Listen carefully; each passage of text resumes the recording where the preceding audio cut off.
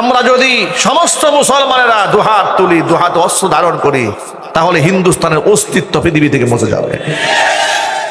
তোমরা তো আমাদেরকে মানচিত্র থেকে মুছে দিতে চাও, তোমরা আমাদের চিটাগং নিয়ে যেতে চাও, আমাদের খুলনা নিয়ে যেতে চাও, আমাদের যশোর নিয়ে যেতে চাও, আমাদের সিলেটের একটা অংশ নিয়ে যেতে চাও।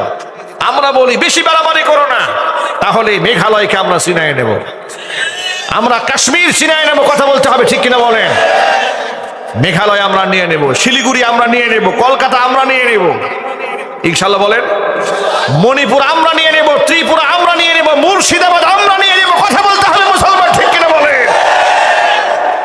বাংলাদেশের রত্ন ডক্টর মোহাম্মদ এনায়েতুল্লাহ আব্বাসী ও সিদ্দিকী পীর সাহেব জৌনপুরী একজন বরেণ্য আলেম, একজন তর্কবিদ আলেম, একজন যোগ্য আলেম। একদিক থেকে তিনি আলেম, আরেক দিকে বাগ্মী বক্তা, একেবারে বাস্তাতান ফিল ইলমি ওয়াল জিসমি। দেখতে যেমন সুন্দর, বক্তব্য বড় মারাত্মক। তার বক্তব্য সহ্য হয় নাই। কলকাতা কোনো এক চ্যানেলে দেখতে বলতেছে আজকে, এই এনায়েতুল্লাহ আব্বাসী, এই আব্বাসী ভারতের ব্যাপারে কি বলেছে, কি বলেছে? আব্বাসী সাহেব বলেছে যে তোমরা যদি যুদ্ধ বাধা দেই চাও আমাদের দেশের সাথে, তাহলে আমাদের এই সাধারণ আমাদের জনসংখ্যা কম মনে করে তোমরা আমাদেরকে দুর্বল ভেবো না। আমরা যদি সমস্ত মুসলমানেরা দুহাত তুলি, দুহাত অস্ত্র ধারণ করি, তাহলে হিন্দুস্তানের অস্তিত্ব পৃথিবী থেকে মুছে যাবে। তোমরা তো আমাদেরকে মানচিত্র থেকে মুছে দিতে চাও, তোমরা আমাদের চিটাগং নিয়ে যেতে চাও, আমাদের খুলনা নিয়ে যেতে চাও, আমাদের যশোর নিয়ে যেতে চাও, আমাদের সিলেটের একটা অংশ নিয়ে যেতে চাও। আমরা বলি বেশি বাড়াবাড়ি করো না, তাহলে মেঘালয়কে আমরা ছিনিয়ে নেব, আমরা কাশ্মীর ছিনিয়ে নেব। কথা বলতে হবে, ঠিক কিনা বলেন? মেঘালয় আমরা নিয়ে নেব, শিলিগুড়ি আমরা নিয়ে নেব, কলকাতা আমরা নিয়ে নেব, ইনশাল্লাহ বলেন। মণিপুর আমরা নিয়ে নেব, ত্রিপুরা আমরা নিয়ে নেব, মুর্শিদাবাদ আমরা নিয়ে নেব। কথা বলতে হবে মুসলমান, ঠিক কিনা বলেন? ওরা প্রতিনিয়ত দাঙ্গা বাঁধায় দেওয়ার জন্য ইসকন সদস্যদেরকে দিয়ে আমাদের বিরুদ্ধে অনেক উস্কানিমূলক কথা বলেছে। এখনো পর্যন্ত বিভিন্ন এই যে যশোরের বেনাপোল বর্ডারে এসে কত উস্কানিমূলক কথা বলেছে, বিভিন্ন বর্ডারে, ত্রিপুরার বর্ডারে এসে উস্কানিমূলক কথা বলেছে, বাংলাদেশের দূতাবাসকে ওরা ভাঙচুর করেছে, বাংলাদেশের পতাকা ছিঁড়ে ফেলেছে। এমনকি পশ্চিমবঙ্গের মমতা বন্দ্যোপাধ্যায় বলেছে যে জাতিসংঘ থেকে শান্তি রক্ষা বাহিনী দেখে যেন বাংলাদেশে প্রেরণ করা হয়, কারণ বাংলাদেশে হিন্দুরা নাকি খুব নির্যাতিত। কি বলেন আপনারা? এই দেশে হিন্দুরা নির্যাতিত? আচ্ছা, এই কথা কি পশ্চিমবঙ্গের ওদের মুখে মানায়?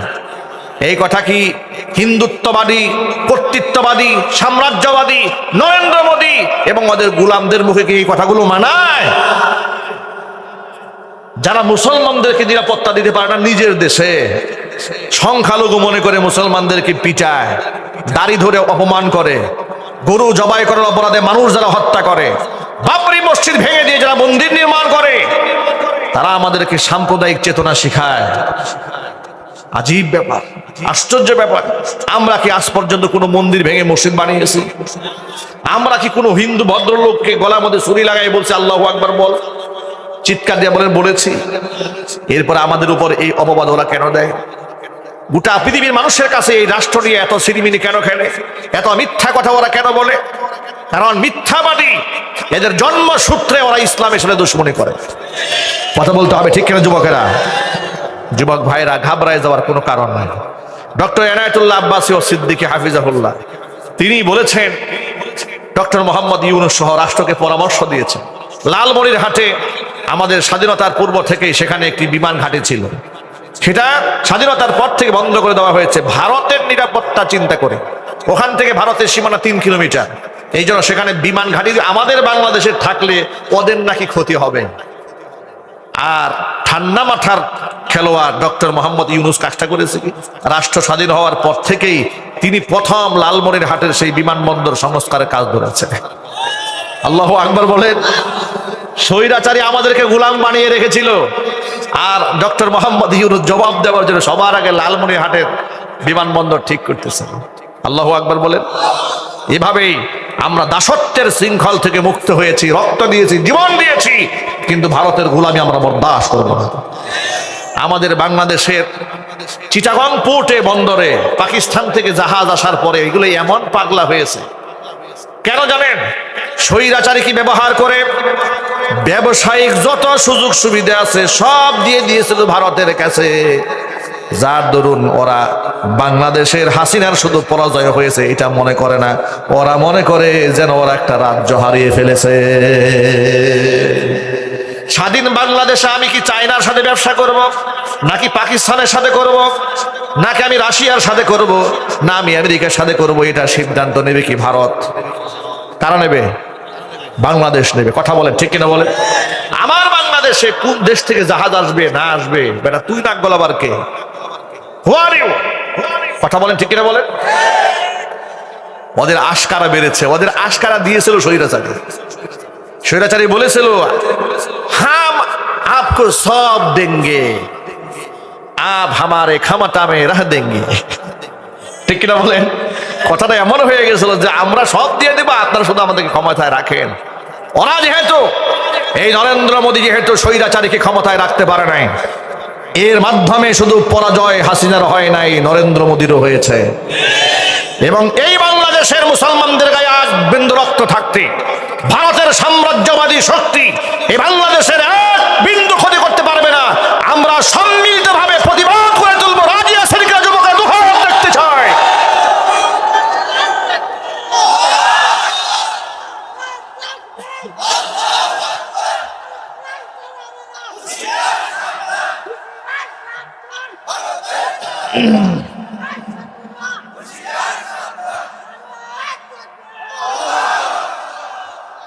ওরা আমাদেরকে কি দিয়েছে? কিছুই দেয়নি। ভারত আমাদেরকে বিদ্যুৎ দিয়েছে, 3 গুণ লাভ করে বিদ্যুৎ দিয়েছে। কথা বলেন ঠিক কিনা? এরপরে ভারত আমাদের দেশে যদি আমরা পর্যাপ্ত পরিমাণ পেঁয়াজ উৎপাদন করতে পারতাম তাহলে ভারতের কাছ থেকে পেঁয়াজ ভিক্ষা করার কোনো দরকার আমাদের ছিল না। ওরা প্রায় সময় আমাদের হুমকি দিয়ে বলে অমুক বর্ডার বন্ধ, তমুক বর্ডার বন্ধ, মালবাহী ট্রাক এই দেশে আসতে দেবে না। আরে বলদের গোষ্ঠী বলদ, গরুর পেশাব করে কি মাথা মতো নষ্ট হয়েছে নাকি বেটা? পচনশীল পেঁয়াজ যদি আমরা 1 সপ্তাহ না খাই তোদের তো ভারতের মানুষ না খায় মরবি। কথা বলেন? ইতোমধ্যে কলকাতার হোটেল ব্যবসায়ীরা খালি মাথা থাপড়াতেছে, হোটেলগুলো বন্ধ হয়ে যাচ্ছে, বাংলাদেশি কে ক্রেতা নাই, কেনাকাটা হচ্ছে না। মাথা মোতা গেছে এমনি। পাগল কি আর এমনি হয়েছে ভাই? পাগল তো আর এমনি হয় নাই, মলম লাগতে দাগাইতে হবে, মলম। ঠিক কিনা যদি বলেন? যুবক ভাইরা আমার, ওরা আমাদের দেশের কত ক্ষতি করেছে দেখেন। কসম আল্লাহর, ভারত কোনো কালে এই দেশের মুসলমানদের বন্ধু ছিল না। সারা জীবন তারা মুসলমানদের সাথে শত্রুতা করেছে। জি বাংলা, এরপরে স্টার জলসা, এই সমস্ত নোংরা নোংরা চ্যানেলগুলা বাংলাদেশের মধ্যে পুশ করাই দিয়া অপসংস্কৃতি বাংলাদেশে ঢুকিয়ে দিয়েছে। ঠিক না?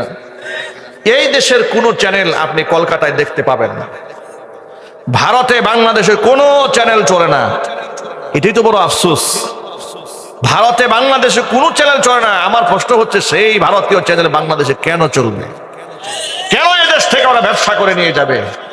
আমরা গণ আন্দোলন গড়ে তুলবো, কোন চ্যানেল আমরা ভারতের এই বাংলাদেশে দেখতে চাই না। প্রয়োজনে ভারত যদি আমাদেরকে রক্তচক্ষু দেখাতে চায়, আমরা প্রয়োজনে পাকিস্তানের সাথে আবার বন্ধুত্বের হাত বাড়াই দেব। কথা বলেন ঠিক কিনা বলেন? এটা যদি খালি আমাদের ডক্টর মোহাম্মদ ইউনূস যদি খালি বলে যে আমরা পাকিস্তানের সাথে বন্ধুত্বের হাত বাড়িয়ে দিয়েছি, দেখবেন যে পায়খানা শুরু হয়ে গেছে। ওরা তো এমনি রাস্তাঘাটে পায়খানা করে। এখনো পর্যন্ত প্রায় 20% মতো রাস্তায়, রেল লাইনে পায়খানা করে, নারী পুরুষ সহ। ওরা আমাদেরকে সভ্যতা শিখাতে আসে, কালচার শিখাতে আসে, ভদ্রতা শিখাতে আসে। যুবক ভাইরা আমার, এবার শুনেন মূল কথা বলি। ইসলামিক একটি পূর্ণাঙ্গ জীবন ব্যবস্থা। আপনি একজন মুসলমান হিসেবে কি করবেন, কার সাথে বন্ধুত্ব করবেন, কোরআন সব বলে দিয়েছে। আবার সাথে সাথে আল্লাহ পাক এটাও বলে দিয়েছেন, খবরদার যারা নিরীহ হিন্দু যারা তোমাদের সাথে দুশ্মনী রাখে না, আবার ওদের বাড়িঘর ভাঙতে যেও না। দেখেন কোরআন কি সুন্দর বলে, লা ইয়ানহাকুমুল্লাহু আনিল্লাযীনা লাম ইউকাতিলুকুম ফিদ্দীন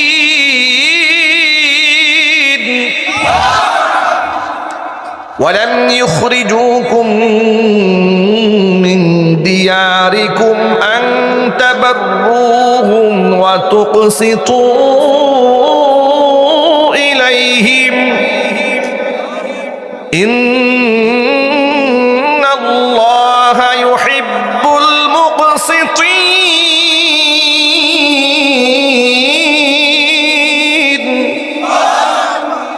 আল্লাহ রাব্বুল আলামিন বলেন, খবরদার, লাম ইউকাতিলুকুম ফিদ্দীন, যারা তোমাদেরকে ধর্মীয় ব্যাপারে তোমাদের সাথে যুদ্ধ করে নাই, ওয়ালাম ইউখরিজুকুম মিন দিয়ারিকুম, তোমাদেরকে তোমাদের এলাকা থেকে যারা বেরও করে দেয় না, মানে নিরীহ অমুসলিম, আন তাবাররুহুম, তাদের সাথে ভালো ব্যবহার করতে আমি আল্লাহ তোমাদের নিষেধ করি নাই। ওয়া তুকসিতু ইলাইহিম, তাদের প্রতি ইনসাফ করতে আমি আল্লাহ নিষেধ করি নাই, বরং আমি আল্লাহ উদ্বুদ্ধ করে বলছি, ইন্নাল্লাহা ইউহিব্বুল মুকসিতিন, আমি আল্লাহ রাব্বুল আলামিন ইনসাফকারীদেরকে বড় ভালোবাসি। কাদের ব্যাপারে নিষেধ করেছি শোনো, ইন্নামা ইয়ানহাকুমুল্লাহু আনিল্লাযীনা কাতালুকুম ফিদ্দীন, ধর্মীয় ব্যাপারে যারা তোমাদের সাথে লড়াই করতে আসে তাদের সাথে বন্ধুত্ব করা যাবে না। ওয়া আখরাজুকুম মিন দিয়ারিকুম, যারা তোমাদেরকে তোমাদের এলাকা থেকে তাড়িয়ে দিয়েছে তাদের সাথে বন্ধুত্ব রাখা যাবে না। ওয়া যাহারু আলা ইখরাজিকুম, তোমাদেরকে এলাকা থেকে তাড়িয়ে দেওয়ার ব্যাপারে যারা সহযোগিতা করেছে যেই সমস্ত জালেমরা, তাদের সাথেও বন্ধুত্ব রাখা যাবে না। যদি কেউ করে ওমাইয়াতাওয়াল্লাহুম, যদি এমন কাজ করে যে মুসলমানদেরকে বাদ দিয়া অমুসলিম যারা মুসলমানের শত্রু তাদের সাথে বন্ধুত্ব যদি কেউ তৈরি করে, ফাউলাইকা হুমুজ জালিমুন, এরা হলো জালেম। কথা ঠিক কার? আরো জোরে বলেন কার? তাহলে এবার আপনাদের সামনে একটা কথা পরিষ্কার জানাই দেই, 2021 সালে ভারতের গুজরাটের কসাই মোদি মুসলমানদেরকে গণহত্যাকারী, দাড়ি ধরে মুসলমানকে জবাইকারী, বাবরি মসজিদ ভেঙে দিয়া সেখানে মন্দির নির্মাণকারী ব্যক্তির সাথে মুসলমানদের কোনো সম্পর্ক থাকতে পারে? আরো চিৎকার দিয়ে বলেন পারে। সুবর্ণ জয়ন্তী উপলক্ষে এই স্বৈরাচারী যাদেরকে তারা দাসীর মতো ব্যবহার করেছে, কারণ ভারত যা বলতো ভারতের ইশারায় স্বৈরাচারী বাংলাদেশে সেটাই করতো। যত আলেমরা এই দেশে গুম হয়েছে, খুন হয়েছে, হত্যার শিকার হয়েছে, জঙ্গি বানাইয়া যত আলেমদেরকে গ্রেফতার করা হয়েছে, সমস্ত নাটক ভারত থেকে বানায় দেওয়া হতো।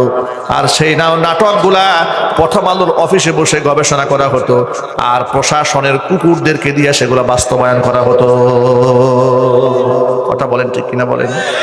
প্রশাসনের সমস্ত দায়িত্বশীল ব্যক্তিদেরকে অপরাধী বলি না, কিন্তু যারা মুসলিমদেরকে জঙ্গি নাটক সাজিয়ে নিরীহ নিরপরাধ মানুষদেরকে মানুষের সামনে সন্ত্রাস বানিয়ে দিয়েছে, আল্লাহর কসম প্রশাসনে চাকরি করলে দেখতে মানুষের মতো মনে হলেও খোদার কসম ওরা মানুষ ছিল না, ওরা ছিল জানোয়ার। ঠিক কিনা বলেন?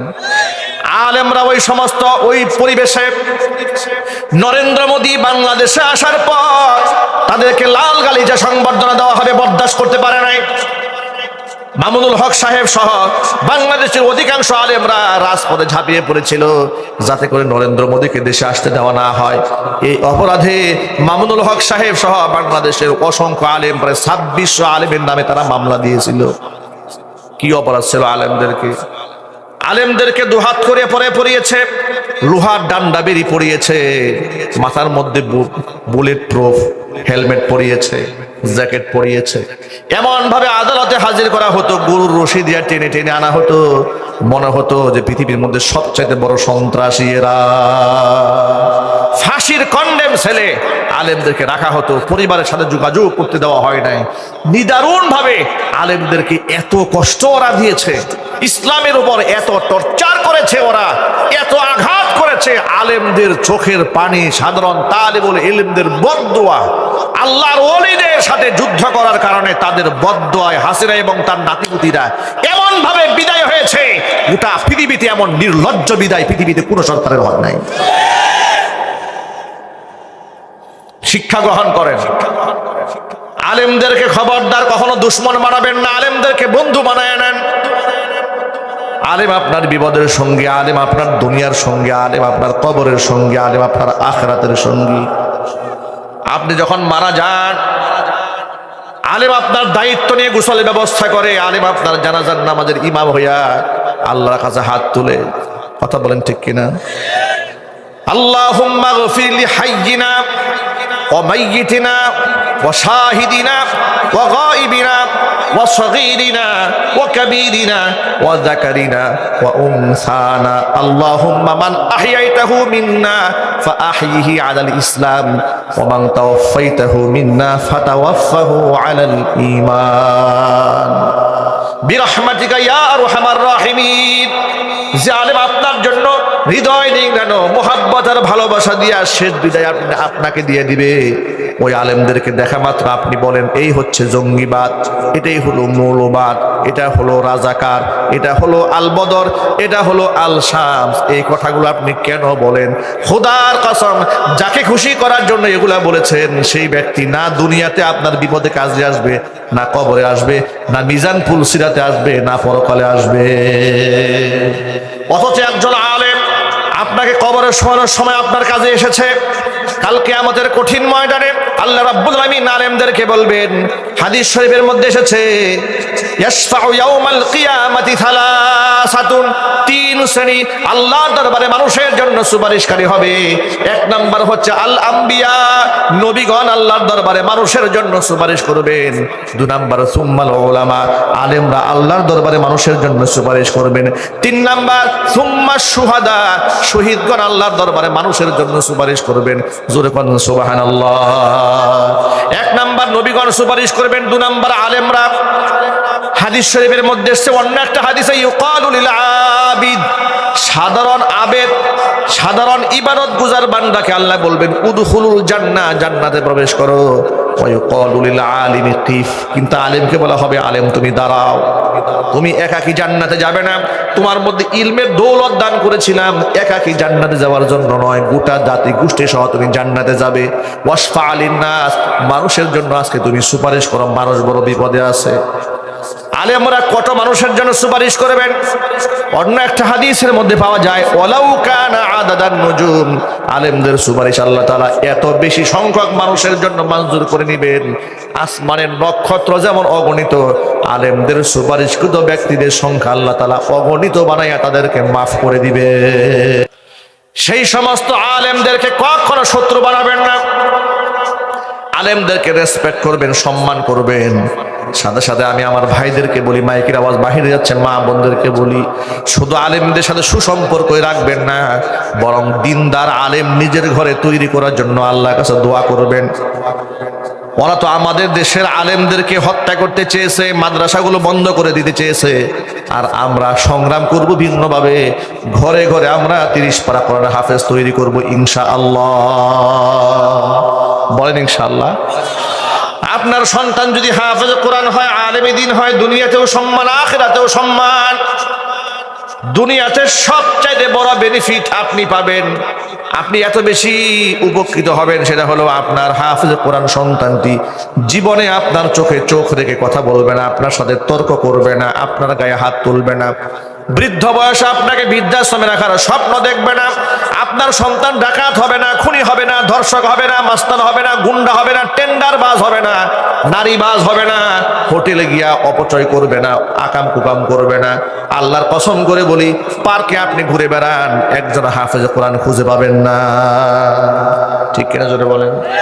এই যে কনসার্ট হয়ে গেল কয়েকদিন আগে বাংলাদেশে, সম্ভবত আর্মি ক্যান্টনমেন্টের মধ্যে একটা কনসার্ট হলো, পাকিস্তান থেকে শিল্পী আনা হয়েছিল।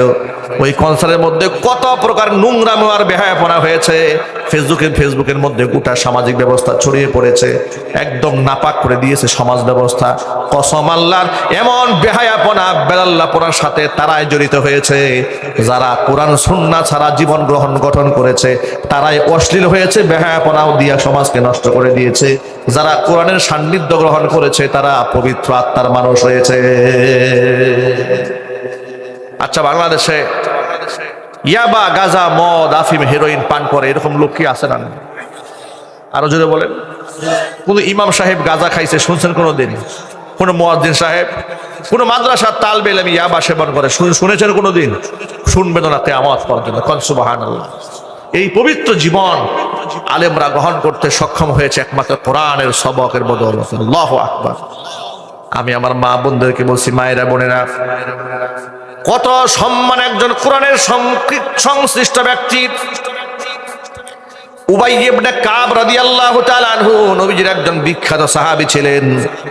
কোরআন যখন নাজিল হতো, হযরত উবাই ইবনে কাব রাদিয়াল্লাহু তাআলা আনহু নিজ হাতে কোরআনে কারীম লিখে সংরক্ষণ করতেন, আবার তিনি মুখস্থ করতেন। একদিন আল্লাহর নবী উবাই ইবনে কাবকে ডেকে বলছেন, উবাই আমারনি আন আকরা আলাইকা লাম ইয়াকুনিল্লাযীনা কাফারু। উবাই শোনো, আল্লাহ তাআলা আমাকে হুকুম করেছেন আমি যেন তোমাকে সূরা বাইয়িনা তেলাওয়াত করে শোনাই। জোরে কোন সুবহানাল্লাহ। উবাই ইবনে কাব বড় অবাক হয়ে গেলেন, অবাক বিষয় জানতে চাইলেন, আওয়া সাম্মানি ইয়া রাসূলুল্লাহ, ও আল্লাহর রাসূল, আল্লাহ যে আমাকে কোরআন শোনাতে বলেছে, আপনাকে হুকুম করেছে, তো আল্লাহ কি তার পবিত্র জবানে আমার নামটা উচ্চারণ করেছে নাকি? সুবহানাল্লাহ। আল্লাহ কি আমার নামটা ধরে বলেছে? নবীজি বললেন, নাম, আল্লাহ তোমার নাম ধরে বলেছে। উবাই ইবনে কাবকে কোরআন শোনাও। কেন উবাই ইবনে কাবের এত সম্মান? তার কারণ একটাই, তিনি কোরআন শরীফের সাথে সংশ্লিষ্ট ছিলেন। এই কোরআনে কারীম যিনি লিখিয়ে রেখেছেন এবং তিনি কোরআন শরীফের শিক্ষক ছিলেন। জোরে কোরআন সুবহানাল্লাহ। আমি আপনি যখন মারা যাব না ভাই, কথা বলেন, নাকি চিরদিন বেঁচে থাকার কোনো সুযোগ আছে? নাই। মরে তো যাবই দুনিয়া থেকে। আমরা মুসলমানরা বিশ্বাস করি কবরের মধ্যে আমাদের সওয়াল জবাব আছে, বিশ্বাস করি না? এটা আমরা দেখি নাই, কিন্তু মনে প্রাণে এতটা গভীরভাবে বিশ্বাস করি। চোখ দিয়া দেখার পরে সেটা আমাদের ভুলও হতে পারে, কিন্তু কবরের বিচার হবে এটা আমরা তার থেকে বেশি বিশ্বাস করি। কবরের সওয়াল জবাব হবে বিশ্বাস করি। কিয়ামতে পুলসিরাত পাড়ি দিতে হবে এটা বিশ্বাস করি। জান্নাত আছে, জাহান্নাম আছে, কিছুই দেখি নাই কিন্তু মনে প্রাণে বিশ্বাস করি। কিয়ামতের দিন নবী করিম সাল্লাল্লাহু আলাইহি ওয়াসাল্লামের সামনে দাঁড়াতে হবে এটাও বিশ্বাস করি। যদি মন থেকে কথাগুলো বিশ্বাস করে থাকেন, আল্লাহর নবী রাহমাতুল লিল আলামিন বলেছেন, যেই ব্যক্তির সন্তানেরা এই পৃথিবীতে কোরআনে কারীম তেলাওয়াত করেছে, কিয়ামতের দিন যখন তারা দাঁড়াবে রবের সামনে, আল্লাহ তাআলা তখন হুকুম করবেন, যে সমস্ত ব্যক্তিদের সন্তানেরা 30 পারা কোরআন পড়েছে, মুখস্থ করেছিল, তাদেরকে দামি দামি বেহেশতের পোশাক পরাও। এমন পোশাক তাদেরকে পরাই দেওয়া হবে, ওয়ায়ুকসা হুল্লাতাইন, তাদের মা এবং বাবাকে এত দামি পোশাক পরাই দেওয়া হবে। অবাক বিস্ময়ে তারা জানতে চাইবেন, বিমা কাসাইতানা, রব্বুল আলামিন কোন আমলের বদলতে এত দামি পোশাক গায়ে উঠালে, কোন সে আমলটা করেছিলাম? ফায়ুকালু লাহুমা, বলা হবে, বিআখদি ওয়ালাদিকুমাল কোরআন, তোমাদের সন্তানরা কোরআন পড়েছিল, ওই কোরআন পড়ার বদলতে আজকে তোমাদেরকে এই সম্মাননা প্রদান করা হলো। সুতরাং আল্লাহর সামনে আমরা সম্মানিত হতে চাই, বলি ইনশাআল্লাহ, বলেন ইনশাআল্লাহ।